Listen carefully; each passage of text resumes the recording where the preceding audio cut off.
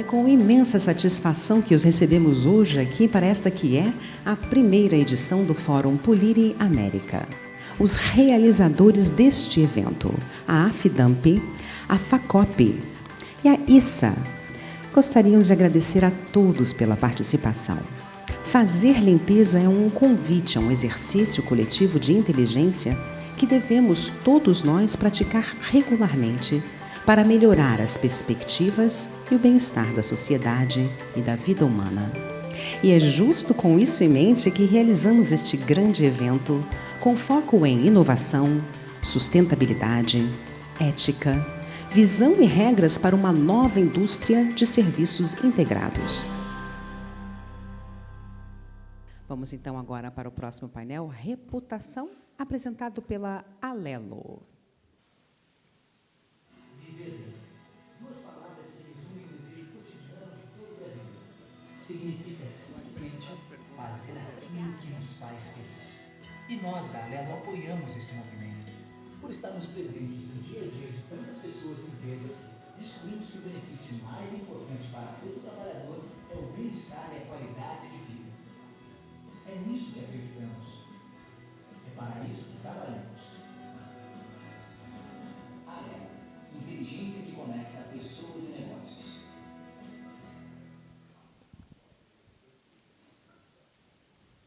E neste painel Reputação, iremos abordar o assunto de posicionamento da marca. Como ganhar novos mercados mantendo os atuais.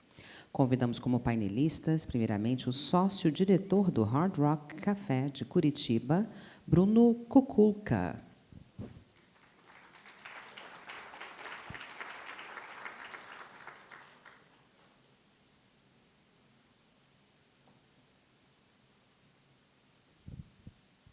O presidente da Bold Brown, Samuel Cavalcante.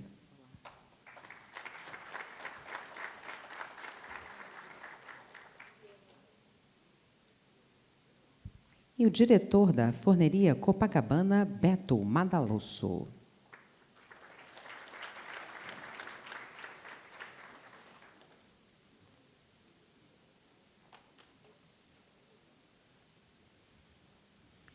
E na moderação deste painel teremos a atuação do consultor de marketing e comunicação do Grupo Positivo e também diretor da Com/M Comunicação, Rogério Mainardes.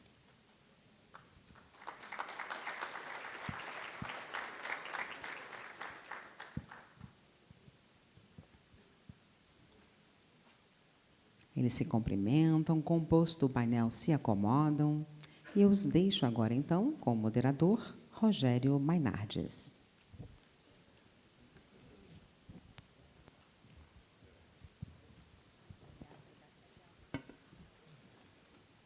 Boa tarde a todos. Quero agradecer ao convite da FACOP, pessoa da Donai, parabenizar por esse evento e a satisfação de poder vir aqui hoje conversar com vocês um pouquinho sobre a construção de marca. Eu sou um profissional que trabalho há mais de 40 anos, cuidando da imagem, construindo marcas, tanto na minha dedicação, na vida profissional, como no histórico das várias empresas na área de consultoria, que sempre me perguntam, sempre estão trabalhando, muitas vezes cruzando os caminhos de vocês aí. E estou no momento profissional de reiniciar a construção de 2 novas marcas. É um desafio que me foi colocado recentemente, sobre o fato que tem muito a ver com a reputação, que é a venda ou a apresentação de um produto político, de uma inserção onde eu saio da iniciativa privada e passo a trabalhar num projeto do meu grande amigo e companheiro de quase 40 anos de trabalho, que resolve se candidatar a uma postura de ir para o mundo político. Não vou falar sobre isso, fiquem absolutamente tranquilos, mas que tem me feito pensar bastante o que é a reputação, o que é a marca de uma organização, o que é uma marca de uma história que se leva o tempo para construir. E como isso passa pela cabeça das pessoas. Eu tenho, nos últimos dias, viajado por esse Paraná fora, tenho encontrado pessoas e vejo a lembrança que cada um traz, não ligado à pessoa física desse meu amigo que se candidata, mas sim ao histórico de uma organização, de uma empresa em que eu me sinto muito feliz em ter participado e construído essa marca, que é o Grupo Positivo, é o Positivo. Então, hoje, vir debater aqui com vocês e saber um pouquinho mais, eu acho que nós estamos num momento extremamente consumista, onde a comunicação, a tecnologia da informação nos traz para as coisas bastante descartáveis, onde você tem hoje uma situação absolutamente tranquila no mercado e você acorda no outro dia e já não é mais nada disso.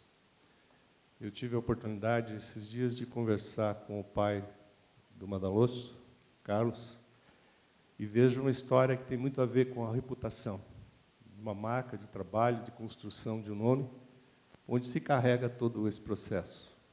Eu vejo o mesmo fato do Red Rock, a história do Red Rock, e quando a gente chega e vê os desafios que essa marca tem no Brasil. Até porque um amigo também comum é um dos acionistas, um empresário que participa com vocês, e vejo os desafios que existem dessa adaptação cultural, dessa variedade, dessa diversidade de consumo, e a gente precisa construir essa marca que fale com todos os segmentos, que fale com culturas diferentes, para que os nossos negócios sobrevivam. Então, eu queria dizer nesse momento que, embora eu seja um profissional que trabalhe com marketing há 40 anos, com marketing e comunicação, que tive a felicidade de já ter lançado marcas, já ter sofrido alguns desafios de ter de recolher marcas do mercado. Experimentei fatores culturais bastante diferentes. Vocês sabem aqui, não vai nenhuma propaganda, o sucesso do Positivo aqui em Curitiba, aqui no Paraná, mas já tive que muitas vezes recolher a marca de algumas cidades, como foi o caso de Londrina, em anos atrás, porque os aspectos culturais de um mercado e de outro faziam com que você tivesse que adaptar e oferecer produtos e serviços diferentes. Então, esse fato faz com que nós estejamos hoje, diante da tecnologia, da velocidade da informação, da comunicação, das propostas, do mundo global, onde o que nós fazemos aqui, ao mesmo tempo, o nosso consumidor já sabe que lá no Japão, nos Estados Unidos, na Europa, nós estamos competindo globalmente. E alguém chega na tua loja, no teu restaurante, na tua escola, e diz assim, mas eu vi isso, por que vocês não fazem igual? Então, isso tudo passa numa construção de valores e de confiança, de credibilidade, que é algo muito difícil de construir numa marca, onde as pessoas possam, às vezes, ter ofertas melhores, mas tem uma confiança muito grande naquela marca, naquele produto, naquele serviço. Então, eu queria passar a palavra, não sei se começo daqui para lá, de lá para cá, para que vocês pudessem falar um pouquinho, talvez iniciando do negócio de vocês, e o desafio dessa construção de marca, que é o nosso tema, como é que vocês estão encarando esse processo, quanto a marca ajuda, o quanto é valor que vocês passam e o quanto é negócio, que pode, daqui a pouco, mudar de área ou de ramo. Começamos com você? Legal, Rogério. Obrigado, muito obrigado e obrigado pela sua introdução. Bruno, eu vou me destinar aqui só ao púlpito para eu não me embananar aqui com as anotações que eu fiz. E compartilhando com vocês, de fato, o desafio que é estar no Hard Rock, que aconteceu uma reviravolta na minha carreira, um pouco, talvez, do momento que você está vivendo hoje. Até então, eu era executivo de uma empresa de serviços de telecom durante 18 anos, com 70 milhões de clientes. E, de um dia para a noite, eu passei a ter que fritar hambúrguer. E eu falei, puxa, eu passei de serviço para produto. E, na verdade, eu tenho percebido que não tem nada disso. Entendido, principalmente no posicionamento de uma marca, que eu começo, além de me apresentando e agradecendo a oportunidade que a Donai, Cássia e todo o time competente da FACOP, etc., estão montando montar um evento de cunho, de fato, internacional, com todas as qualidades que a gente está vendo hoje. O desafio grande em continuar na linha de serviços, continuar prestando serviços, principalmente falando para um público com gabarito, das pessoas que a gente compartilhou aqui o palco, tão quanto as que estão aí, que estão nos ouvindo, que o serviço, principalmente limpeza e conservação, tão quanto a Sanepar quanto a Copel, é que as pessoas valorizam ou percebem e lembram da prestação de serviço de vocês apenas em 2 momentos. Ou quando recebem a fatura, ou quando falta o serviço. Hoje ninguém coloca a mão no interruptor de luz, e quando a luz acende, as pessoas não ficam admirando, falando, nossa, a luz acendeu. Ou, infelizmente, principalmente talvez na maioria de vocês, no ramo de limpeza e conservação, a questão da limpeza estar impecável, a impecabilidade que certamente todos vocês buscam, é absolutamente obrigação. As pessoas não notam de forma gloriosa ou dando feedbacks positivos que, nossa, que o lugar está muito limpo. Mas, certamente, se a limpeza faltar, é um dos primeiros itens que acaba se levantando. Isso é uma coisa muito impressionante, porque o serviço é assim. Ou melhor, a maioria dos serviços são assim. Então, quando eu me vi no cenário de estar à frente da marca como Rádio Rock, uma marca que já tem 47 anos, presente com 186 unidades. Até uma semana atrás, nós éramos o único Hard Rock do Brasil. Acabamos de abrir uma outra estrutura em Gramado, tá recém-nascida, com uma semana. Eu vi que, na verdade, a última coisa que eu faço é vender alimentação. O meu serviço de food service, a última coisa que eu faço, de fato, é vender o hambúrguer ou vender a costelinha, né, o qual, inclusive, todos vocês estão convidados para amanhã, que é a festa de encerramento, de forma muito carinhosa, montada pela Cássia. Nós vamos receber vocês no Rádio Rock Café. Então, eu vou tentar diminuir a minha transmissão de palavras e vou tentar, amanhã, mostrar na prática. E fazendo conexões, inclusive, e fico feliz, inclusive, por falar antes do Beto e do Samuel, que são mestres e referências, de fato, no ramo de food service. E, mais do que isso, né, depois de falar de cerveja, ninguém vai conseguir falar. Eu acho que, Beto, se você vai falar por último, você está ferrado, porque depois que o Samuel falar de cerveja, a gente vai ter um problema. A gente começou no painel anterior falando, inclusive, de uma máquina que faz a cerveja. Né? Então, deixa eu falar primeiro, para que, obviamente, você fique muito mais fácil para você falar, Samuel. Mas é um cenário que, de fato, a venda do produto e da alimentação também faz parte também do nosso negócio. Porque, e está virando um pouco clichê, que o nosso desafio, o desafio do Hard Rock hoje, é vender a experiência. E está ficando meio clichê, né? Não, isso é uma experiência. Nossa, é quase a novidade depois da gourmetização, porque tudo foi gourmet, agora é a experiência, eu vendo a experiência, etc. Mas é um pouco disso, porque se você oferece a experiência, é difícil você concorrer com preço ou com concorrência, porque, de fato, a concorrência na experiência, ela é diferente. Quando você vai para Orlando, leva seus filhos para Orlando, dificilmente você vai só na Disney ou só na Universal. Geralmente você vai nos 2 parques, porque são experiências. E são experiências absolutamente diferentes, e por isso que tem espaço para todo mundo. E isso é o meu grande desafio. E trazendo um pouco do cenário, né, dessa franquia americana, que onde o primeiro restaurante, o primeiro Hard Rock foi sediado em Londres, né, uma curiosidade é que uma franquia de uma aldeia indígena, que fica em Hollywood, Flórida, nos Estados Unidos, com todas essas unidades pelo mundo, mas o desafio é de ser o único do Brasil. E por que isso? Obviamente, o maior volume de pessoas que eu recebo, né, entre 20 e 30 mil pessoas por mês no Hard Rock Café, são brasileiros. Mas que a grande maioria dessas pessoas já tiveram experiência com hard rock, mas fora do Brasil. Inclusive com uma expectativa e inclusive com um momento de vida, na maioria das vezes, em lazer. E é muito mais fácil você se agradar quando você está apagando e está no momento de lazer, do que quando você está a trabalho ou qualquer outra coisa nesse sentido. Então, é muito interessante, o meu desafio é ainda maior em realmente oferecer uma experiência, porque geralmente as pessoas que visitam o Hard Rock Café têm uma experiência muito alta. E servir uma comida boa é mais do que a minha obrigação. É mais do que uma obrigação. E é um pouco do que eu vejo aqui em parceiros como a Sanepar, a própria Copel e a maioria de vocês no serviço de limpeza. Porque a mais nobre das obrigações é manter limpo. Isso eu fui estudar e tentar trazer um pouco da experiência que eu tive no ramo de serviço em telecom, com 70 milhões de clientes, para o meu ambiente hoje, de entre 20 e 30 mil clientes por mês. E eu aprendi que aí eu fui pesquisando e busquei uma tecnologia chamada NPS, uma metodologia de pesquisa, de Net Promoter Score, que avalia o nível de satisfação e fidelidade dos clientes, que, inclusive, eu sugiro que todos, caso ainda não tenham, empresas grandes como a Latam, que é parceira aqui, inclusive, utilizam, que avaliem seus clientes utilizando essa metodologia. Porque ele diferencia, e eu acho que o maior aprendizado, Rogério, é que a gente começa a entender que existem níveis de satisfação. Eu falei, poxa, Bruno, mas isso eu já sabia. Estou pouco satisfeito, mediamente satisfeito, estou muito satisfeito. Mas a situação plena que avalia a satisfação é o quanto você está disposto a recomendar essa empresa. E essa é uma diferença grande. E aí, quando eu fui refletir isso e trazer para a minha operação, eu pensei o seguinte, poxa, eu tenho um bom mecânico, mas eu não indicaria ele para ninguém.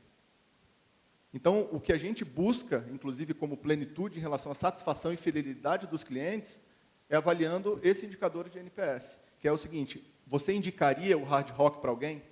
E hoje a gente avalia os nossos clientes através da pesquisa de NPS, para saber o seguinte, eu indicaria, porque eu não posso ser menos do que ele sentiu, talvez com a família dele, ou na Europa, ou nos Estados Unidos, uma experiência super positiva, uma experiência maravilhosa, que ele teve lá, aqui no Brasil.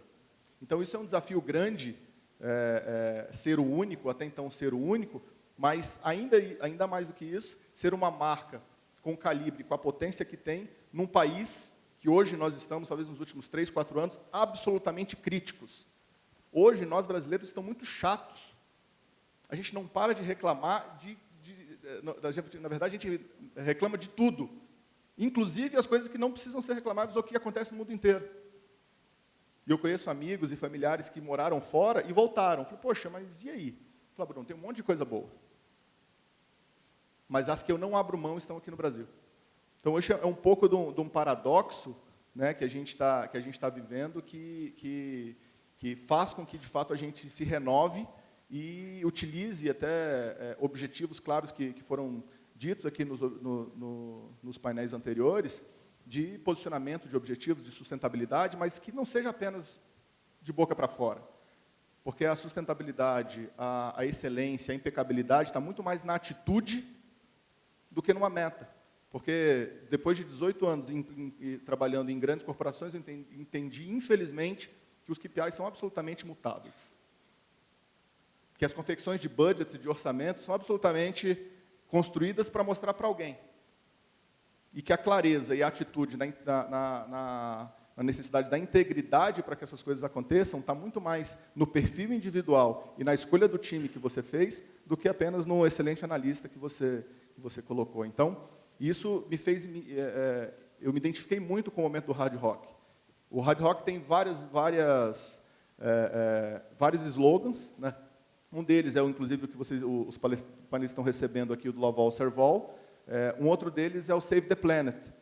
Tanto, pegando um gancho com o painel anterior, não peçam canudos no Hard Rock amanhã. Até mesmo porque eu pedi para que fossem todos retirados. Mas se vocês pedirem, vocês vão receber. Mas é atitude. Porque a gente vê no dia a dia que, ainda assim, sabendo o mal que faz, as pessoas continuam pedindo e continuam parando na vaga de deficientes, e são as mesmas que vão fazer passeata quando as pessoas se mobilizam para falar sobre corrupção. Então, é mais do que o cenário, né, de oferecer experiência, porque o básico é básico, né? Mas mais do que isso, é que eu aprendi, avaliando de forma clara, com essa pesquisa de NPS que nós estamos rodando, é que todo mundo espera ter um serviço impecável. Mas o que me chamou muita atenção é que os clientes são mais engajados quando eles têm um problema e a gente resolve o problema do que aqueles que não tiveram problema. Isso me chamou muita atenção. Então, eu digo o seguinte, o índice de satisfação, fidelidade e engajamento que eu vi nas pesquisas foi aquele cliente que teve um problema e teve uma solução definitiva, rápida, ele tem um maior índice de confiabilidade e satisfação do que aqueles que nunca tiveram problema. E talvez o meu recado final para vocês é que é fato que dos seus clientes vão deixar de ser atendidos de forma impecável, como vocês, como sócios proprietários, gostariam, porque aquela pessoa faltou naquele dia.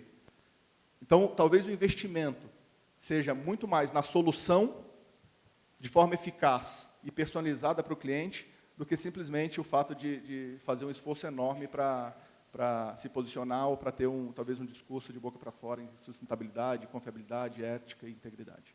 Muito obrigado, uma boa tarde para vocês. Rogério, obrigado pela oportunidade.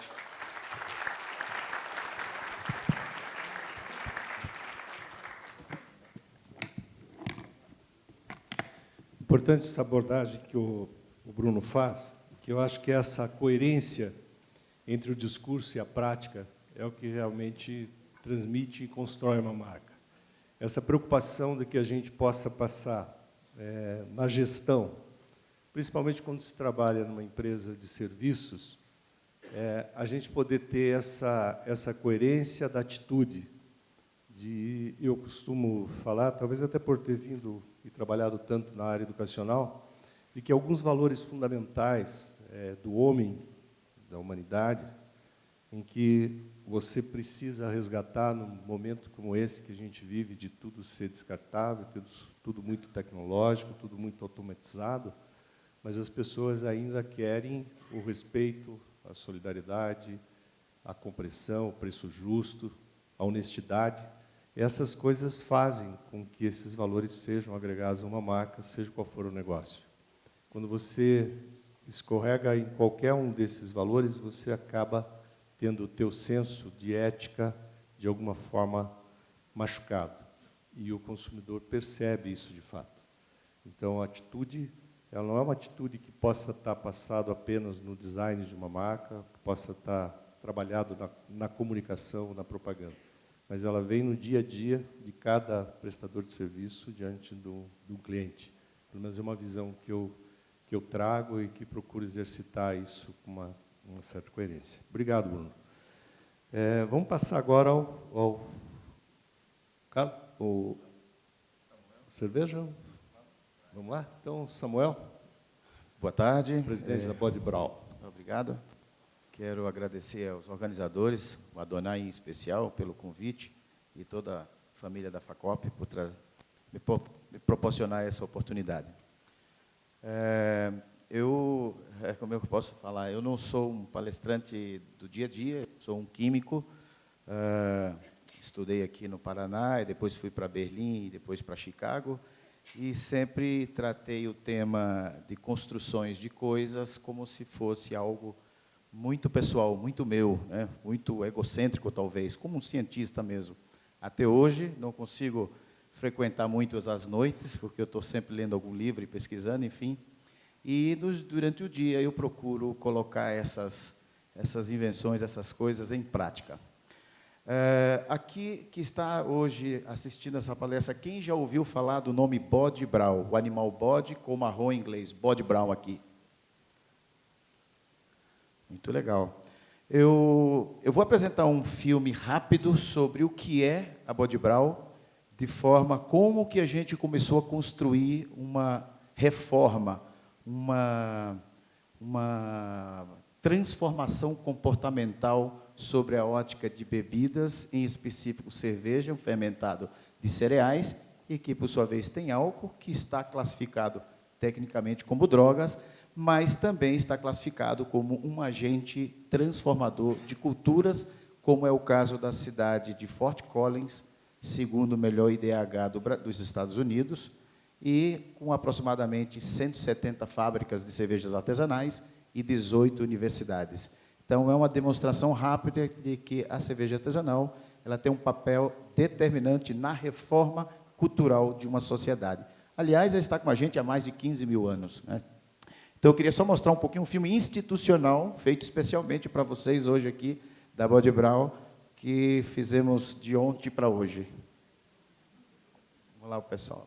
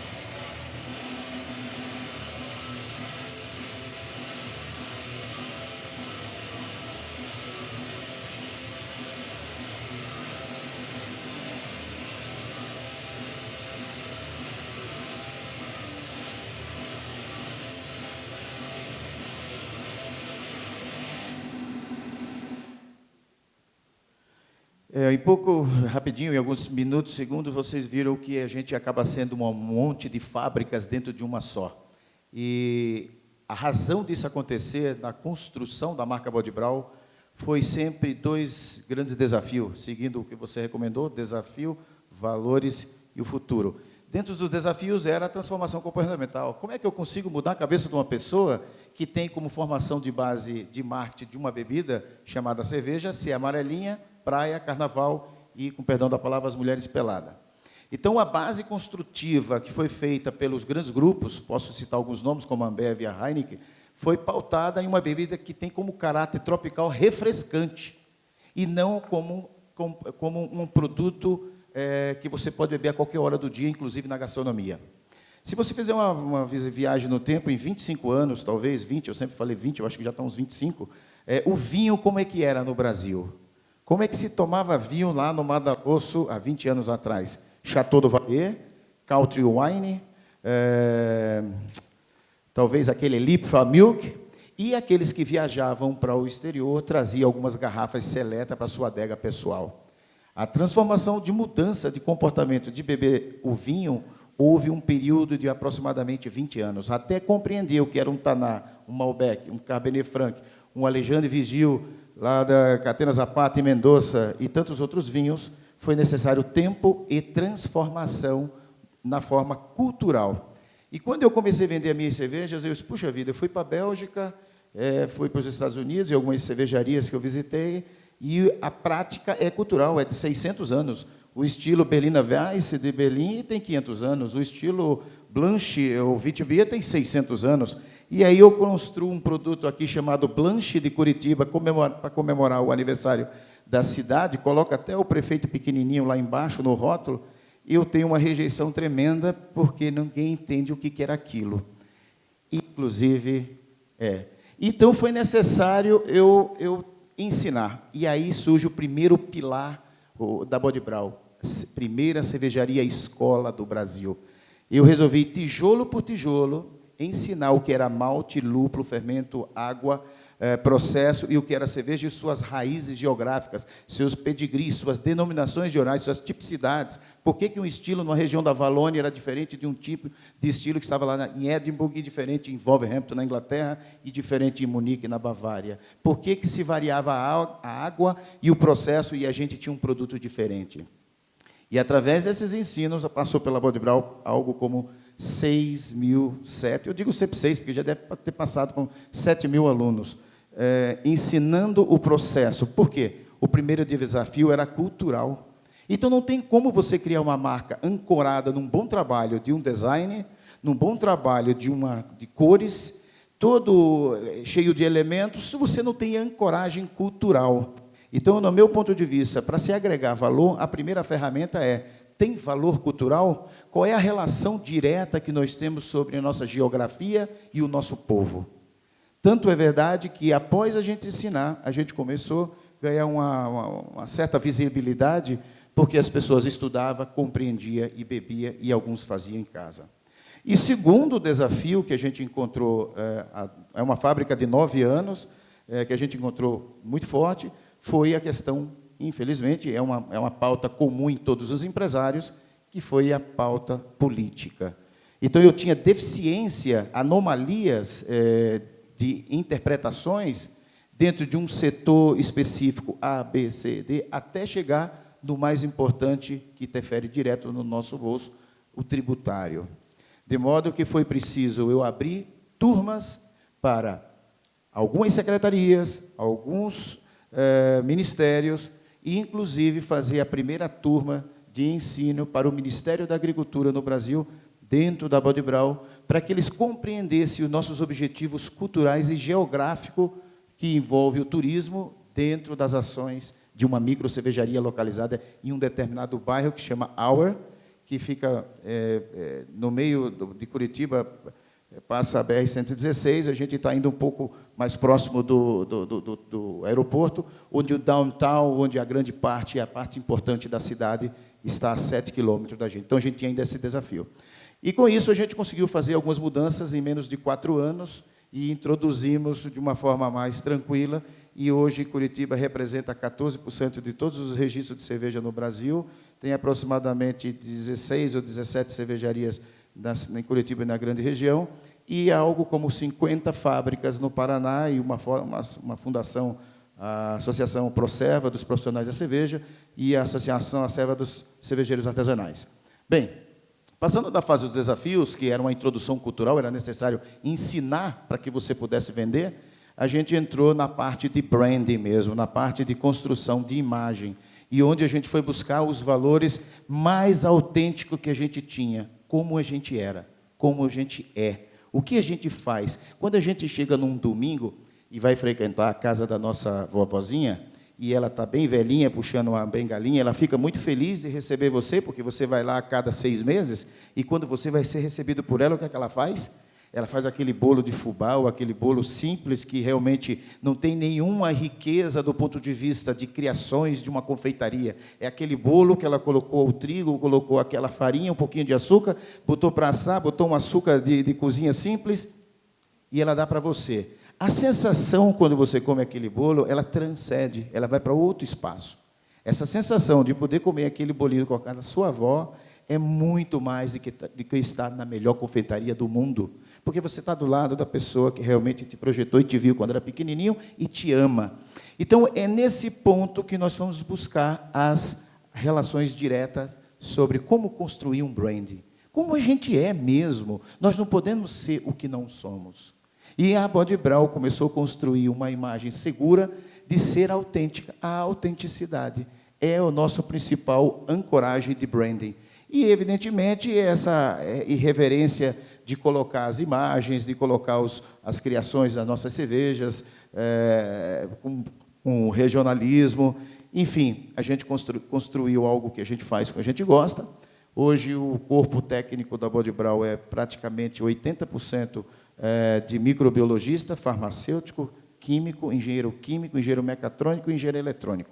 Então, eu troquei a mão de obra mais econômica de puxar as caixas e ofereci para esses engenheiros a opção de receber um bom salário como engenheiro, porém ter que puxar as caixas de malte e de bagaço para que a gente pudesse realmente ter inteligência dentro da nossa empresa. E aí a gente viu uma transformação imensa, porque o diálogo sobre a construção de algo é absolutamente criativo, é enorme, é uma potência.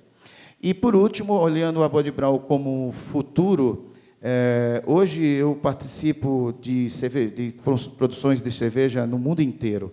Recentemente eu fiz uma cerveja que foi composta com 6 países, o Japão, a África do Sul, a Inglaterra, o México, o Brasil e os Estados Unidos, onde a gente vendeu algo como 6 milhões de litros de cerveja em 44 países, e eu era o agente representante com a nossa Bode Brau no Brasil. A cerveja chamava Bicycle Kick, que é gol de bicicleta. Uma Kölsch de tradição germânica, onde recebia camomila e capim-limão regional. Então, a nossa Kölsch recebeu camomila aqui de uma cidadezinha pertinho aqui de Curitiba, e o capim-limão da fábrica. E o que eu quero dizer com isso? Todas as outras fábricas utilizaram os seus ingredientes locais com um branding único e presente de uma forma mainstream, mas respeitando o caráter de craft, respeitando o caráter artesanal. Então, a Bode Brau hoje tem seguido produções colaborativas nos Estados Unidos, no Canadá, no México, Argentina. Então, eu vejo ela como uma marca realmente poderosa. Talvez eu não vou ver tão rápido toda essa ascensão, mas é uma marca que veio para os próximos milênios.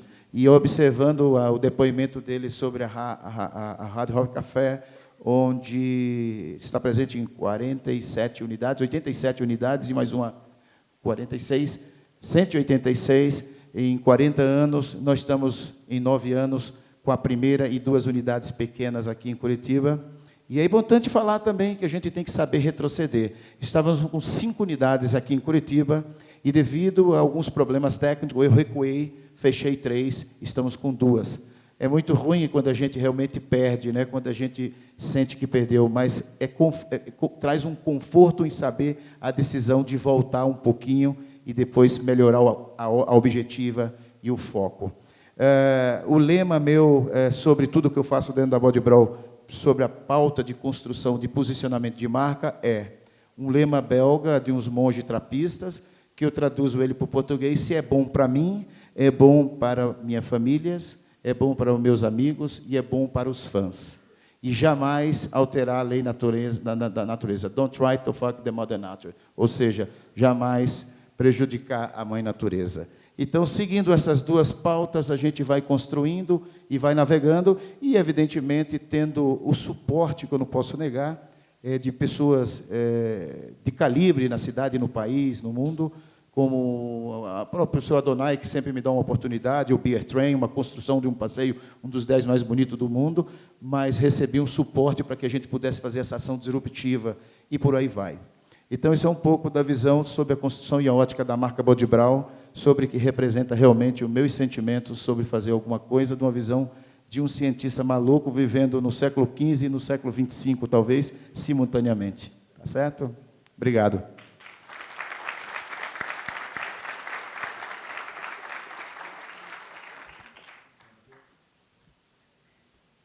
Parabéns, Samuel. Acho que eu tiraria dessa exposição, acho que duas coisas muito importantes. Uma primeira é essa paixão por aquilo que faz. Eu acho que é muito difícil você construir uma marca sem que você tenha o conhecimento, a capacidade de vender, de entusiasmar as pessoas, de apresentar. Você mesmo disse que não é palestrante, mas a gente vê o domínio do negócio. E o segundo ponto que você me traz é essa capacidade de recuar. Muitas empresas, às vezes, muitas marcas insistem num determinado momento e, às vezes, você precisa voltar. Eu lembro uma decisão difícil que eu tive que tomar uma vez, que era um grande investimento feito numa campanha, uma ação, onde eu já tinha investido $100 mil e eu precisava fazer acontecer.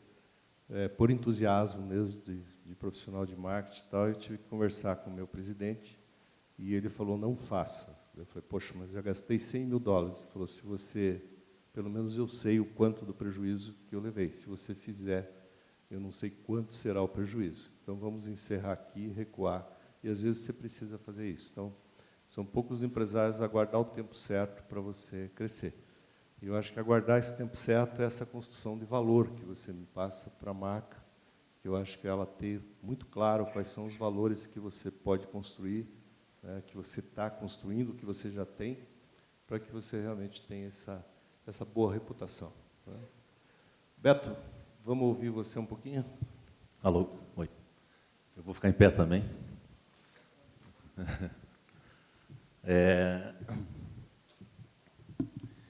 Eu também não construí nada para falar, também não sou palestrante profissional. Eu venho de uma família, a família Madalosso, que tem um restaurante em Curitiba desde 63. Então, são 55 anos, alguma coisa assim, 56 anos, o velho Madalosso, e depois o novo Madalosso, e eu acabei entrando no mercado com os meus restaurantes. Em 2011, comecei a forneria Copacabana da Itupava, e em 2014, a forneria da Iguaçu. É até estranho estar aqui agora, porque eu acho que eu sou uma ameaça constante à reputação da minha família. O que é curioso até... Eu fiquei procurando minha mãe. O bom daqui também é isso. O pessoal acende a luz nessa cara e não vê nada. Aqui eu fico olhando assim. Minha mãe não veio, eu acho. Vou perguntar também, aproveitando que apagaram a luz, quem conhece o Madalosso aí? Mais que a Bode Brau.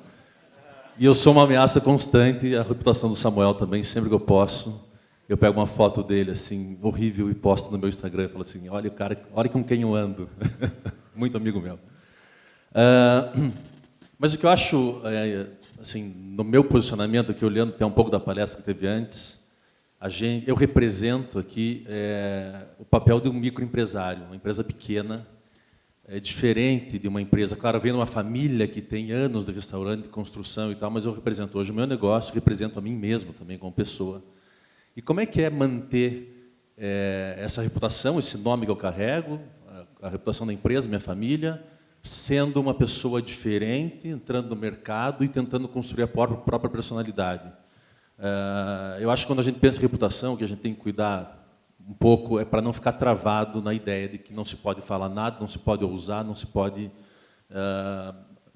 ter, enfim, ideias diferentes, ou acompanhar conceitos novos, mas assim, posicionando de maneira diferente. Então, claro, eu trago isso dentro de mim, eu trago essa veia, e eu acho que é aí que acontece um ganho de espaço, inclusive. Se eu fico...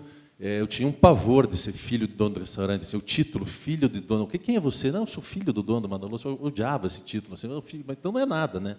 Eu até digo assim, é pior ser filho do dono do que não ser ninguém, porque o filho do dono é um cara que esperam que você seja alguma coisa. Né? O que vai ser desse piá, né? O que vai ser desse piá? Vai ser bom? Vai ficar no lugar do pai? O que vai acontecer? E o cara que não é nada e pronto. Ninguém espera nada, ele pode ser o que quiser. Então, é uma posição difícil que me incomodava muito. Eu queria sair dali e ter uma personalidade, fazer algumas coisas, e comecei a buscar na minha vida meu papel. O que eu faço nesse mundo aqui? Inclusive, nessa luta para poder ser alguma coisa e ganhar meu espaço, eu fiz uma viagem de moto, de Curitiba até o Alasca. Uma das que eu fiz várias. E daí eu lembro, eu trabalhava no restaurante, tudo, foi uma viagem de 4 meses, eu e meu irmão de moto. E eu lembro, quando eu voltei, fui para o restaurante de novo e tal, a gente até fez uma exposição de fotos nisso, ficou conhecido e tal. E as pessoas que iam lá e não sabiam que eu existia lá dentro, começaram a me olhar assim, você é o cara que viaja de moto? Oh, que legal, parabéns. Então, aqueles clientes do restaurante, que iam lá há muito tempo, que me viam como, eu ia falar um palavrão, mas sei lá, um piá de bosta, assim, qualquer que está ali e tal. De repente, o cara fez alguma coisa que não tinha nada a ver com o restaurante. Comecei a ter aí um ato de coragem, fazer um projeto de verdade, até porque a viagem é empreender também. Mas então as empresas, eu acho que assim, pequenas, e as pessoas vivem muito essa coisa de como que eu lido para manter esse nome, manter esse escudo em volta de mim que me protege, e como é que eu avanço. E eu tenho um problema com a minha criatividade, assim, eu não tenho muito controle sobre ela. E acabou que veio o negócio do Facebook aí, e de repente a gente senta e começa a escrever o que vem na cabeça do nada, né? E eu comecei a fazer isso tem uns 10, 15 anos atrás, eu acho 10 anos atrás, eu sentava final de tarde no meu computador lá e ficava escrevendo o que vinha na minha cabeça, assim, um monte de asneira. E as pessoas, os meus amigos olhavam para mim, ou escreviam para mim, como é que você tem coragem de escrever isso? Você é um empresário, cara, você não pode falar assim. Você é lá do Madaloso, você não pode falar isso. Não era nada tão sério também. E ali, ao mesmo tempo, outras pessoas falavam assim, pô, que legal ouvir isso, que bacana que você pensa assim, isso é ter personalidade, você fala por você e não sei o quê e tal. Eram coisas do cotidiano, né? Eram, sei lá, filosofias minhas, coisas, né? Qualquer tipo de coisa que eu escrevia. E ali eu comecei, hoje as pessoas não falam mais, falam assim, não adianta falar, o cara é assim, né? Então, eu comecei a entender que eu fui assim, criando ou derrubando uma barreira que me envolvia, ao mesmo tempo que, sim, eu tinha total, plena consciência de que eu teria que manter. Eu tenho isso na minha história, eu tenho uma família inteira, que é um trabalho lindo que fizeram, que eu admiro muito, tenho uma relação com o restaurante de amor muito grande, lógico. Meu futuro talvez seja lá, eu não sei o que vai acontecer daqui para frente, mas toda vez que eu piso, eu não vou muito lá, mas toda vez que eu piso no Madaloso, minha tia me segura pelo braço, você tem que ficar aqui, você tem que voltar para cá e tal. E eu estou um pouco fugindo dela ainda, porque meu pai ainda está lá, e eu com meu pai a gente se pega um pouco, mas a gente se ama. Então eu fui achando esse espaço e montei meu negócio. E eu acho que até teve uma passagem curiosa, assim, e o Samuel falou agora um pouco de política e tal, a gente viveu a gente está vivendo essa história na política de escândalo de corrupção, etc. E tal. E lá em 2012, não lembro, eu escrevi no cardápio uma frase que era assim: políticos corruptos não são bem-vindos, né? E por isso que eu falo que eu ameaço a reputação da minha família, porque isso ficou no cardápio durante muito tempo. E estava lá, numa frase assim, e perguntavam para mim: nossa, mas por que você não tem medo de escrever isso? Por que você escreveu isso? Eu falei, mas onde que político corrupto bem-vindo? Nem na casa dele, em lugar nenhum, né? Eu tinha isso formado na minha cabeça. E um dia eu resolvi fazer um texto falando, né, como é que as pessoas podem achar curioso, eu dizia assim, eu acho curioso que achem curioso o fato de eu ter escrito isso no cardápio. E acabou que isso deu uma repercussão muito grande. E, de repente, começaram a falar muito sobre isso, virou uma matéria no jornal, e daí me convidaram para dar uma entrevista sobre o assunto, e acabei falando com vários meios de comunicação, e algum jornalista assim de muito mau caráter falou que eu estava falando do governo do Paraná, com essa frase, porque eles manipulam essas coisas, e quando minha família leu aquilo, ficaram preocupados. Você não pode falar sobre isso, não sei o quê, tal, como é que pode? Não falei nada, né? Eu tive que ficar me esquivando disso. Porque a gente recebe todo mundo aqui no restaurante, é um restaurante que não tem posição política, não tem mesmo, né? Todos os eventos são lá, evento do PT, do PSDB, do PMDB, porque a gente é um restaurante grande, e, de repente, eu falo uma frase dessa, ficaram com medo, o que é que vão pensar da gente? Eu falei, mas é como se todos fossem, né, corruptos, né? Estou falando com todos, se forem, não sei, mas... e isso trouxe um conflito assim, até grande, eu lembro, mas pelo posicionamento, por querer falar alguma coisa que incomoda todo mundo, todo dia, que as pessoas às vezes se fecham e não comentam porque não querem se expor com algum assunto e tal. Então é muito curioso isso, e é interessante o quanto esse tipo de coisa também, ao mesmo tempo que gera um pouco de polêmica, uma repercussão, algum desconforto, e que a gente acaba perdendo assim, essa coisa de harmonia e um pouco de paz até, porque isso é uma coisa que me incomoda quando eu faço, ela traz esse posicionamento. Então, a gente vai mexendo e vai avançando em ambientes que você começa a se expor e que aí você começa a formar a tua própria característica, o teu caráter, a tua personalidade e o teu negócio. Tem um restaurante, eu falo bastante de restaurante porque é meu ramo, né? Tem um restaurante em São Paulo, chama Underdog. Eu comecei a seguir eles no Instagram, não sei porquê, e eles xingam o cliente, é uma coisa impressionante. Assim. Eles têm um monte de seguidores, um posicionamento de marca incrível, e a reputação deles é essa. Eles têm uma personalidade que eles falam assim, aqui você não come carne bem passada, acabou, a gente não faz essa carne, não venham aqui, passem longe. Né? E o cara, acho que não passa jogo da Copa na Copa, né? Ele não tinha televisão, ele falava assim, não venham para cá na Copa, pelo amor de Deus, saiam daqui, daí xinga os caras. Assim. E ele vai construindo esse espaço que é dele. Ele tem esse personagem. Ele fala assim com os clientes adoram esse tipo de coisa. E não só ele. Assim, a gente vê como as relações assim, até de mais desafiadoras com o cliente, um pouco de grosseria, antipatia. Assim, tem alguns lugares também que a gente sabe que quando a gente vai lá, porque o dono do bar lá, ele põe a cerveja na mesa e nem olha a nossa cara. E xinga a gente se a gente é ruim. Pega a cerveja você, então. As pessoas adoram, o cara faz isso com a gente, que legal, né? Então, uma relação assim, meio doentia, até mais interessante, né? Porque se você ignorar o teu cliente, às vezes vai gerando algum tipo de paixão, assim, ele não me quer, né? Eu tenho que voltar aqui mais vezes. Muito diferente, lógico, do que eu fui criado na minha família, como é que minha família lida com tudo isso. Assim, quando a gente recebe alguma coisa, eu já tenho saído com posicionamentos um pouco mais... assim, eu também tenho criticado algumas críticas, eu comecei a assumir esse lado também, mas minha família me criou sendo um cara que deita no chão para que passe em cima, porque a gente tem que atender bem o cliente de qualquer maneira possível, e né, ser humilde, baixar a cabeça e tal. É assim a nossa família. E eu também sou assim no meu dia de trabalho. Eu estou lá no restaurante, a gente ouve o cliente, quer saber, escuta. Acontece que eu cheguei a uma conclusão há um tempo atrás também, de que falam assim, o cliente sempre tem razão, eu já não acho mais, eu acho que o cliente tem razão até perder a razão, porque os clientes perdem a razão também, e não é toda crítica que é construtiva, porque eu já senti também que dentro de mim tem críticas que me destroem meu estabelecimento. E aí eu começo também um movimento meu, quase que sozinho, de rebater um pouco esse tipo de coisa.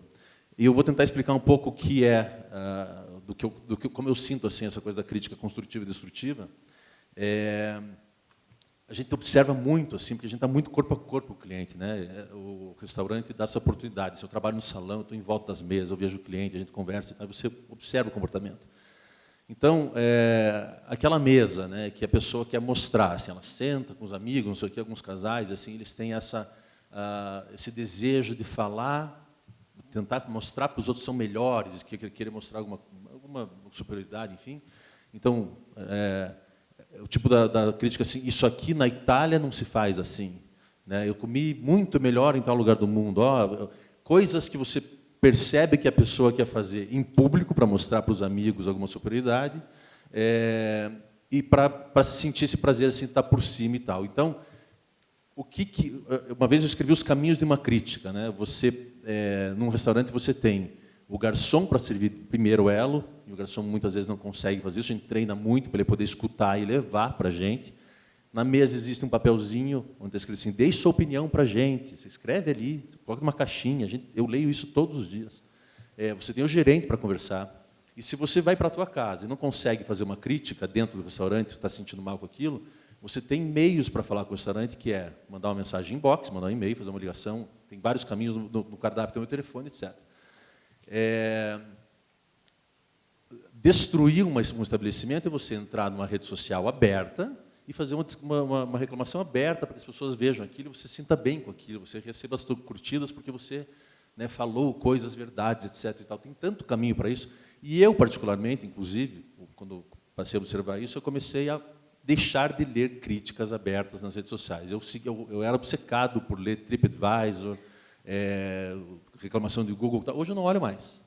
A pessoa que chega numa crítica no restaurante, chega até a gente com, né, esse cuidado de falar com a gente, porque ele quer o nosso bem, ele quer transformar o nosso negócio, eu faço de tudo para esse cara voltar. A gente dá o jantar de volta, a gente, enfim, faz o que puder, porque é muito importante ouvir o cliente. Eu não estou falando que, quando eu deixo de ler o TripAdvisor, eu estou deixando de ouvir o cliente.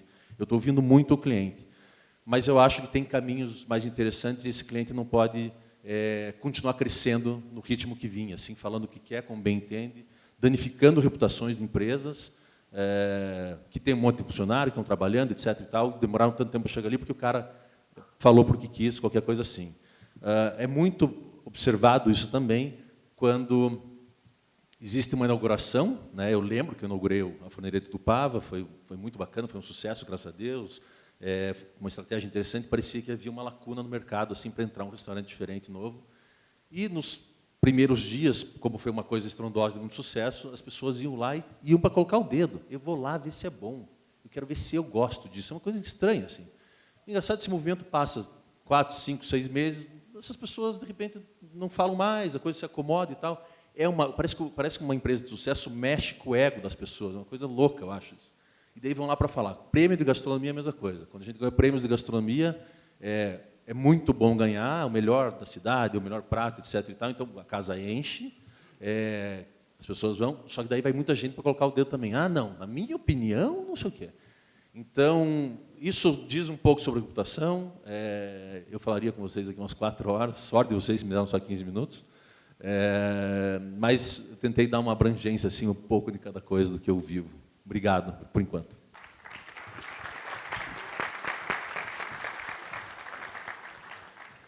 Obrigado, Beto.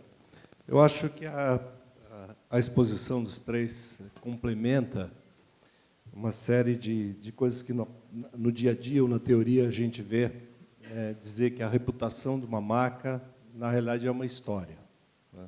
São vários fatores que vêm, que vão ficando nessa comunicação, que vão ficando agregados à marca, que você tem essa percepção do que é valor para você ou aquilo é algo comercial, do aproveitamento.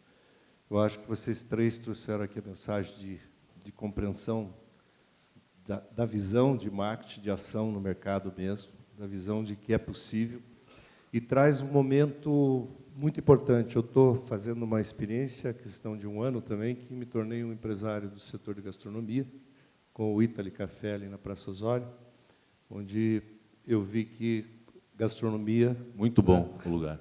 Obrigado.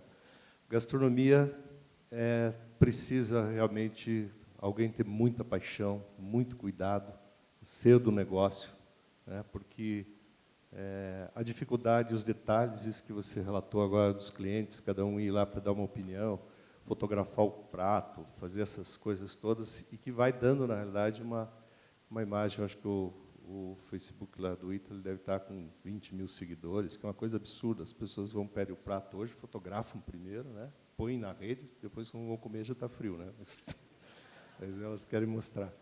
E eu acho que esse sinal traz cada vez mais essa participação, essa democracia do consumidor, que ele quer participar, ele quer trocar ideia, ele quer se sentir dono daquilo, quer ser parte daquela marca. Isso é algo que, alguns anos atrás, como você dizia, como você bem apresentou aqui, Bruno, o marketing da experiência, né, gerar a experiência do cliente. Hoje a gente quer ter essa experiência com todos os produtos, todos os serviços, ser parte daquilo. Então, não existe mais a marca que a gente possa dizer, essa é uma marca distante do consumidor. Ela se constrói no dia a dia, pelo relacionamento. Essa reputação é feita por uma história, não basta de um dia para o outro você achar que, não, agora eu vou testar a reputação da minha marca. A reputação é a história tua, do relacionamento com o teu consumidor. É o dia a dia da tua marca criar oportunidades de boas lembranças, né? E tentar rapidamente, como você bem falou, recuperar. Quando você recupera um problema, tem um livro até do Ron Zenke, que diz a grande estratégia de marketing, o atendimento ao cliente. Geralmente, um problema é uma oportunidade que você tem de mostrar a verdade da marca. E a gente se apavora, às vezes, nas empresas, nas organizações, porque existe um problema e entra todo mundo em pânico. É aquele momento que você vê, de fato, se a empresa está preocupada com você. É ali que você vai demonstrar os teus valores, de que você é solidário com o cliente, que sabe o prejuízo que causou, a quebra de uma expectativa do cliente. E, muitas vezes, com esse problema, quando você recupera, você sai com um posicionamento muito maior, oferecendo mais segurança ao cliente, e aí sim ele sai recomendando de que vale a pena, né? Vale a pena você frequentar e fazer. Então, eu não sei se vocês têm mais algo a complementar, está o nosso tempo aqui, mas... Tá. Perguntas aqui. Que ações são importantes para uma empresa obter sucesso em mudança de cultura e hábitos de um mercado extremamente carente de informações, como é o da limpeza e da higienização? Não diz para quem é a pergunta aqui. Eu descobri essa semana que eu sou um micro-influenciador, se quiser investir em mim, eu aceito. Eu lavo minhas roupas com esses produtos. Não, brincadeira, eu não sei, é uma pergunta difícil mesmo. Que ações são importantes para uma empresa obter sucesso em mudança de cultura e hábitos de um mercado extremamente carente de informações, como é o da limpeza e da higienização? Eu acho que a pergunta responde na própria pergunta, né? Ele diz no segundo parágrafo que é carente de informações. Então, eu acho que a cultura de educar, de ensinar, de criar comportamentos novos é a resposta que está na própria pergunta. Acho que a gente tem que educar. O Brasil, por natureza, é carente de informações. E eu vejo, por exemplo, os bares, falar um exemplo rápido dos bares, copo sujo, torneira de servir chopp suja, o ambiente onde fica a câmara fria suja. Então, assim, de sujeira mesmo, né? Então, o hábito de se fazer as asepsias, de todos no encerrar. Então, requer cursos, treinamento, capacitação. E ontem até estava com um grupo, grupo grande de cervejarias, perguntando alguma coisa sobre o tema. Eu falei, a gente precisa de uma universidade sobre a ótica cervejeira, né, aqui no Brasil, uma universidade cervejeira que ampare desde a abertura dos pequenos negócios, empórios de cerveja, restaurante voltado à cerveja, enfim, para que a gente mude o comportamento. A gente tem uma geração que não compreende como lidar realmente nos bares, como é um negócio nos Estados Unidos, né? Na Inglaterra, eu estou indo agora em final de setembro fazer cerveja na Inglaterra pela 4ª vez, e a gente vai abastecer uma rede de 1.400, 1.500 pubs, chamada JD Wetherspoon. Então, ele é um grupo de um acionista só, um majoritário, um dono, que tem 1.500 bares, né? Então, o cara tem 1.400 e poucos JD Wetherspoon e tem protocolo de uso contínuo. Então, já está cultural, né? Você tem um negócio, teu bar tem que dar lucro, tem que ter o comportamento para o cliente voltar. Então, eu acho que, dentro da ótica limpeza e conservação, acho que tem a ver com questões culturais, né? Porque a gente é arrumadinho no restaurante, quando a gente vai lá no Beto, tudo arrumadinho, lá na forneria, mas chega em casa, no quarto, é uma bagunça. Então, a coisa é cultural mesmo, né? Educacional. Eu complementaria, Rogério, a pergunta com um pouco do que eu tentei transmitir no tempo que eu tive, que é a provocação que talvez nós faríamos para vocês, nós, inclusive como consumidores do serviço, a inovação, um pouco, inclusive, do que a apresentação da Caixa veio mostrar aqui, a inovação robótica, mas também na inovação, na renovação do negócio. Eu sempre fico procurando ou avaliando coisas que eu falei, poxa, qual que é a grande ideia que eu posso ter, né, para transformar o negócio e, inclusive, para empreender, né, num outro segmento. E aí, esses dias, eu estava pensando o seguinte, cara, seguro de carro. Durante 2, 3 anos da minha vida, eu sempre usei seguro, sempre tive seguro, mas meu carro ficava parado no estacionamento do aeroporto, durante toda a semana. E eu pegava na segunda de manhã meu carro na minha casa, ia até o aeroporto, deixava lá, passava a semana em São Paulo, voltava no final do dia. E eu pagava o seguro como todos aqui pagam. Seja aqueles que trabalham, inclusive, com o carro que vai para São Paulo de carro, etc. Eu falei, cara, isso aí está uma grande sacada. Né? Ou, poxa, cobrar o seguro de acordo com o uso. Né? E eu fui pesquisar esse negócio e aí, não para minha surpresa, já tinham tido essa ideia. Já existe esse negócio chamado Metromile, que você está pagando o seu seguro de acordo com o seu uso. Ou seja, no meu comportamento anterior, de deixar meu carro no estacionamento do aeroporto, eu pagaria um seguro X, porque está dentro do estacionamento fechado, durante toda a semana parado, com a quilometragem anual que eu rodo, que seria muito pouco. Mas se eu saio de Curitiba, saio do aeroporto de Curitiba, pego a Avenida das Torres, começo a transitar pela Avenida das Torres, eu já estou pagando no meu taxímetro X por andar naquela região, naquela velocidade, inclusive. Só que se eu pego e faço um desvio, passo ali pela Vila Pinto, que é, obviamente, um alto índice de criminalidade, maior risco, eu sobretaxo pelo perímetro e pela taxa que eu andei naquele período, eu recebo uma sobretaxa de acordo com o meu uso. Se eu estou numa rodovia e excedo a velocidade, aumenta o meu taxímetro de acordo com o meu uso, porque eu estou aumentando o risco de acidente. Mas hoje, eu acho que o cenário, talvez a grande provocação para a melhoria não para o segmento de limpeza e conservação, mas para todos, é renovar o negócio. Cobrar e fazer orçamentos como todos fazem, é mais do mesmo. E aí a gente simplesmente vai brigar por preço.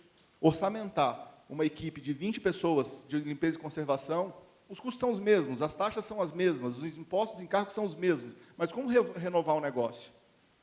Né? Talvez a provocação da renovação do segmento, e como eu falei, não só esse, mas trazendo para a nossa realidade, seja provocativo nesse sentido. O que podemos fazer de não convencional?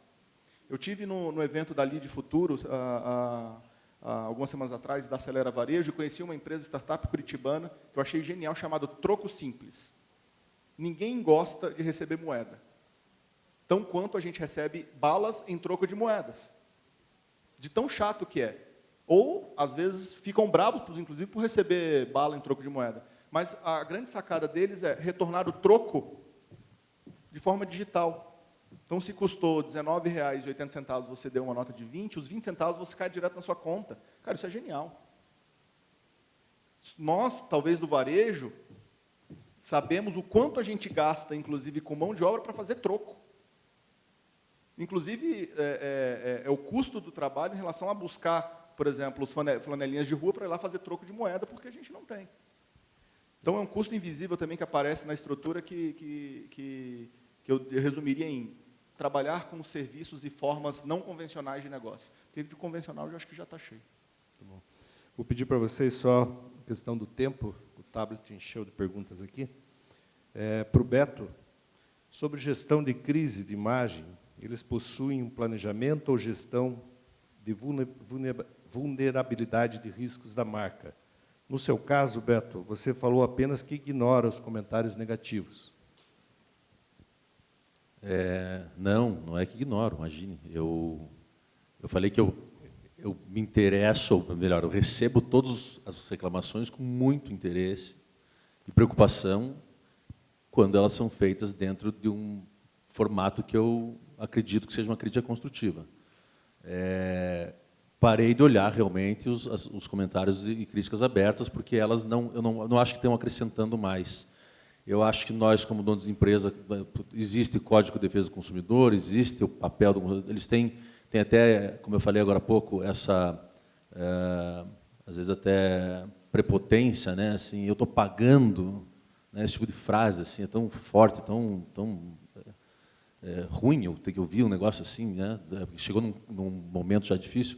Eu presto atenção em tudo que escrevem para mim, qualquer crítica que eu falo assim, isso aqui, ou como eu falei, inbox, a gente tem um papel na mesa, o gerente fala com o cliente, tudo. as críticas abertas, se elas são ofensivas, eu não respondo mais. É um trabalho contra esse movimento que surgiu há pouco tempo atrás, que eu não acho que ele é saudável para ninguém. Então, eu acho que tem que ser reeducado de alguma maneira o cliente para entender que existe um caminho para fazer uma crítica. E eu sou um ativista desse conceito, dessa ideia, pelo menos. Posso estar um pouco sozinho no mundo, mas vou continuar aí. Mas sim, eu faço a gestão das reclamações, a gente melhora, a gente lê, faz todas as mudanças necessárias. Estou trabalhando com isso o dia inteiro. Assim, eu tenho essa preocupação de anos de trabalho da minha família e do meu agora também. Então, é uma maneira só de selecionar também a reclamação. Uma pergunta para mim aqui: qual o seu posicionamento de como proteger a reputação da marca frente às críticas nas redes? Eu complemento isso que o Beto falou e acrescentaria algumas coisas que às vezes a gente diz, não deve tirar os comentários negativos, né, da forma. Eu procuro eliminar sempre aquilo que falta com respeito, os palavrões, a agressividade, mas a crítica construtiva, a crítica aberta ou até decepcionante de um caso que houve, ela deve deixar, porque eu acho que isso é a transparência do negócio.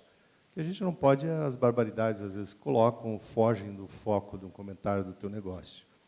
Em alguns casos extremos também, como diretor de marketing e responsável por uma marca, eu procurei identificar a pessoa e conversar com ela pessoalmente, e às vezes tiveram coisas bons resultados em relação a isso, embora a minha equipe dissesse, em hipótese nenhuma deve falar, chamar e tal.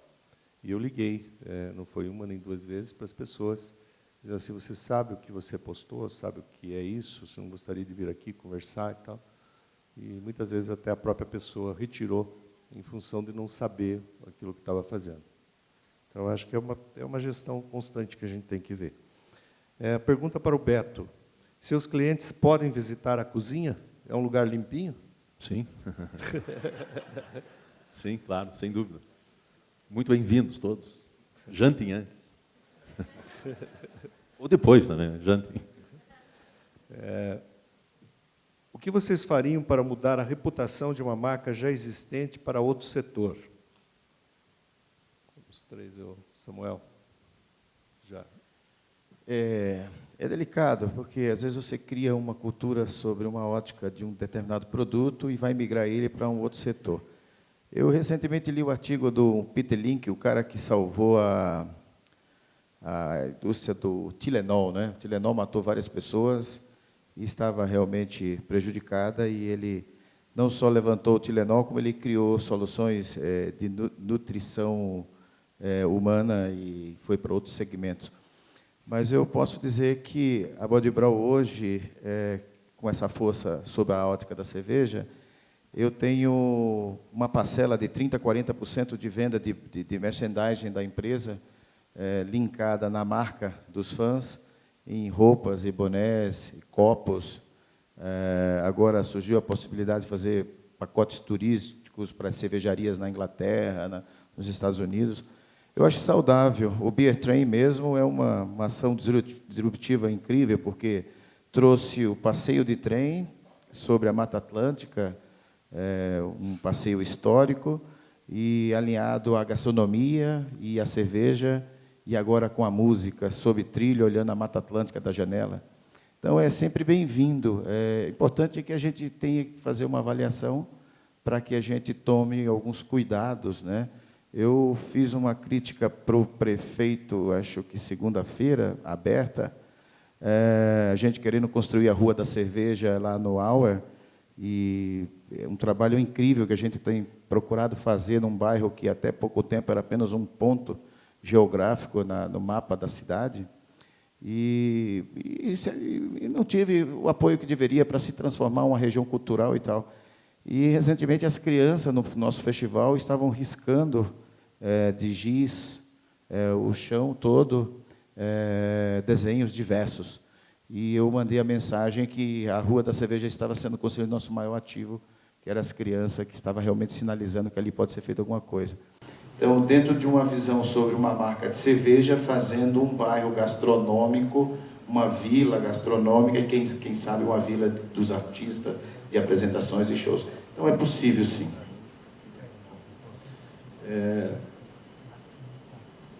Beto novamente. Você não acha que a crítica ajuda na construção e desenvolvimento do negócio e na reflexão para as melhorias necessárias? Sim. Não devia ter tocado nesse assunto. Não, sem dúvida. Eu já até respondi acho que 2 vezes. Eu só, veja, tem que ficar mais claro um pouco, eu acho. Assim, eu sou contra a crítica que é destrutiva, assim, essa crítica que tem intenção maior até de denegrir o teu negócio do que construir junto com você. É diferente uma pessoa levantar, ou mesmo que seja por escrito, através de um e-mail, de uma rede social, que chegue até você com uma maneira de falar, com um nível de observação que te faça crescer e que fale assim, eu me interesso por ser teu cliente. Você percebe quando a pessoa tem interesse em continuar sendo teu cliente. Eu me interesso em estar aqui, quero voltar, então eu faço... Ele não precisa falar isso com essas palavras, a gente percebe isso. Isso deve ser melhorado. A carne que eu comi semana passada, a semana estava dura, eu chamei o garçom, ele não percebeu, não atendeu, me ignoraram, o preço, enfim, a localização, não sei o quê, o banheiro, qualquer coisa que chegue para a gente é muito importante, lógico. Mas a pessoa chega de um jeito de falar que faz você olhar para aquilo e falar, eu estou resolvendo isso aqui, eu volto por isso, eu ligo para as pessoas, assim, você falou, eu ligo também. Dependendo do tom da crítica que chega em mim, eu ligo, converso, aqui, volto para o restaurante, é nosso convidado e tal. Eu já tive ocasiões absurdas, né? De cara que dá golpe nisso, faz uma reclamação, faz uma carta gigante, você se sensibiliza. Daí eu liguei para o cara, falei, olha, volta aqui. Não, imagina, não quero isso e tal. Eu vou estudar aqui o caso, não foi com essa intenção, vou falar com a minha mulher, daí eu te ligo, ele falou, né? Ele passou 2 dias, ligou, olha, minha esposa concordou, assim, não que eu quisesse, não, tá bom, vem. E depois eu comentei com donos do restaurante, amigos meus, falei, esse cara já deu golpe na cidade inteira, você caiu nesse troço, já. Tem isso, mas não é nem desse cara que eu falo, que é uma raridade. Esse cara tinha que ser estudado, eu queria que trabalhasse comigo, até porque ele é muito bom. Agora, assim, tem crítica que eu não faço questão de responder mesmo, né? Porque quando ela vem para te destruir e humilhar o teu negócio, e eu vejo pessoas que humilham nossos funcionários dentro do restaurante, eu desprezo as pessoas, eu não quero que elas voltem mesmo, né? Tratar mal um garçom, tratar mal um funcionário na minha frente, que faz descaso dele, ou você não sei o quê, e olha para mim, Beto, que bom te ver aqui, você percebe aquela cena na tua frente, não é pessoa, alguém aqui gosta de ter um amigo que maltrata garçom? Ninguém, eu não gosto de cliente assim também. Então a gente, como empresário, vejo muitas vezes no papel de começar a colocar isso em questão. Não pode deixar esse ser humano que faz esse tipo de atitude sobreviver e brilhar perante os outros. Esse cara não pode, você tem que entender que não é assim que se trata as pessoas, assim que se trata a empresa. Você quer ajudar, fazendo uma crítica construtiva, bacana, a gente está aqui para te ouvir, a gente vai aprender com você, vai melhorar o que puder. Agora, vir aqui, usar palavras, palavrão, humilhar, falar coisas que não sabe, por pura arrogância, para poder aparecer no teu ambiente de rede social ou numa mesa de restaurante, você está fora. Esse cliente, por mim, não precisa voltar. Tem várias pessoas assim, a gente sabe, a gente trabalha de cara a cara com o cliente, Samuel sabe bem disso. A gente tem vontade de falar assim, olha, tudo bem, fale o que você quiser, mas não pise mais aqui, pelo amor de Deus. Isso existe. Quem tem comércio tem isso, a gente sabe disso. Agora, fechar o olho para esse fato, não dá. Beleza, tudo bem, volto sempre e tal. Essas pessoas precisam começar a também mudar o comportamento com a gente. Eu quero melhorar com o meu negócio, mas quero que o meu cliente também melhore com uma pessoa que sabe, que entende o que acontece, que tem empatia, se coloca no lugar do empresário, entende, né, pode ser um dia mais difícil e a gente cresce junto. Agora, falar por falar, da boca para fora, para humilhar, para se fazer por cima daquilo, não, daí não. Eu vou fazer um...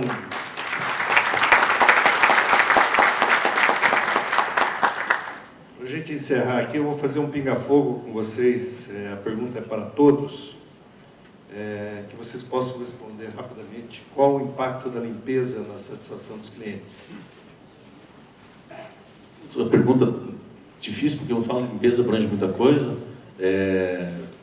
Vamos falar assim, de higiene diretamente, se for isso, fundamental, lógico, né? Um restaurante tem que estar com isso impecável, né? Hoje, comigo, sentei na mesa, um talher sujo, né? Mesmo de matar o cara, talher sujo na mesa. O tempo todo olhando isso, né? A gente tem essa estrutura montada com um monte de equipamento, com um monte de produto de limpeza, com os dosadores e tal, para que seja o melhor possível. É fundamental, sem dúvida. O que o Beto falou é válido e a personalidade da pessoa, né? Eu acho que a limpeza diz muito de como você é como pessoa, como empresário, como negociante, como pai, como filho, como o que for na vida social. Se você não é uma pessoa que tem um princípio intrínseco da limpeza, seja ela precisa ser a limpeza da sujeira, né? A limpeza de dentro da gente, a gente é uma pessoa suja, então não tem serventia nenhuma. Então eu acho que a limpeza ela vai mais do que uma sujeira num canto, e sim o nosso caráter, nossa ética, a forma como a gente respeita o mais novo, o mais velho, e o garçom, como ele falou. Bruno. E o Beto e o Samuel já complementaram com essa visão, principalmente de propósito, que é mais do que a limpeza básica ou a limpeza literal do negócio, mas trazendo para a visão de negócio. É um dos 3 pilares que a gente tem que ter, né, principalmente na marca como Hard Rock. Né, nós somos auditados não só pela Anvisa, pela Vigilância Sanitária, mas também pela NSF dos Estados Unidos. Então, é absolutamente básico. Não adianta, e eu não consigo manter o meu negócio de pé se a limpeza for absolutamente impecável. Então, é o mais importante, uma das coisas mais importantes. Não adianta eu servir um excelente hambúrguer, uma excelente costelinha, se eu não estou tirando 10 nisso. Ou fazendo um gancho, ter o melhor costelinha e ter um garçom que não é limpo por dentro, né? Eu vou tomar para mim aqui a última pergunta, que pede assim, quais são as primeiras ações a serem tomadas para se construir uma marca? Eu diria para vocês que a primeira ação é criar uma expectativa para essa marca, mas uma expectativa e que você possa entregar aquilo que você criou na cabeça do consumidor. E pergunta o que não fazer no processo de construção da marca. É não criar uma expectativa que você não possa entregar. A maioria das marcas acabam porque você cria uma boa, eu costumo falar até a boa propaganda pressa a falência de mau produto. Às vezes a gente se apaixona por uma comunicação, por uma campanha, cria uma expectativa na cabeça das pessoas e quando você chega naquele ponto não é nada daquilo. E aí você não volta mais, né, porque você foi enganado. Então é muito comum se criar a expectativa e depois se enganar o consumidor. Acho que essas duas... Não sei se vocês quiserem acrescentar o que fazer ou o que não fazer. Fica à vontade que nós temos 1 minuto para terminar. Então, estando ok, eu quero agradecer a paciência de vocês, parabenizar os nossos participantes. Obrigado. Muito obrigado ao Fórum Polírio. Convite para nós estarmos aqui na tarde de hoje com vocês. Obrigado a todos. E muito obrigada também ao nosso moderador. Eles, além dessas palmas, vão receber também o certificado. Vamos pedir ao Bruno Cucuca que faça a entrega, que ele tão gentilmente cedeu dos mimos aos nossos componentes do painel. Podemos fazer uma selfie com todo mundo olhando atrás? Assim? Pode acender aí. Isso aqui é bom para a minha reputação. Enquanto eles fazem a selfie, participantes com um largo sorriso.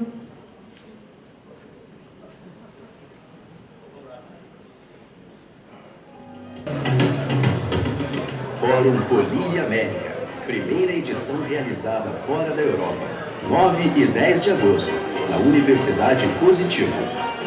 Limpeza como valor absoluto.